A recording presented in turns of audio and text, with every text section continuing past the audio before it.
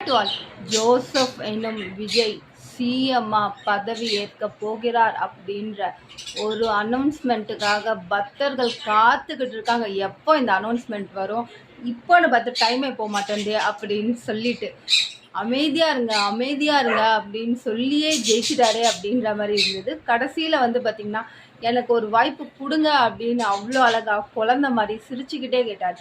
முன்னாடி வந்து பார்த்திங்கன்னா அவர் வந்து எப்படி சொன்னார் அப்படின்றதையும் அவர் சொல்கிறதும் நான் சொல்கிறதும் அந்த மாதிரி வந்து ஒரு எடிட்டிங் பண்ணி ஒரு வீடியோவும் போட்டிருக்கேன். அது வந்து பார்த்திங்கன்னா ஆல்மோஸ்ட் 10,000 கிட்ட ரீச் ஆகிருக்குது. ஸோ அவ்வளோ அழகாக லாஸ்ட்டில் சிரிச்சுட்டு ஒரே ஒரு வாய்ப்பு கொடுங்க அப்படின்னு கேட்டார். வாய்ப்பு கொடுத்துட்டோம், செய்ய வேண்டியதை செஞ்சுடுங்க. இப்போது ஒரு விஷயத்துக்கு வருவோம். ஐயோ ஐயோன்னு பாட்டை போட்டு அழுவோம் அப்படின்ற மாதிரி கமெண்ட் பண்ணவங்கலாம் காணாமல் போயிட்டாங்க. ஐயோ ஐயோன்னு பாட்டு போட்டுட்டு அப்புறம் ஐயாதோட பாட்டு போட்டுட்டு கதற போகிறீங்க அப்படின்னு சொன்னவங்க இன்னைக்கு கதறது யாருன்னு தெரியுதா?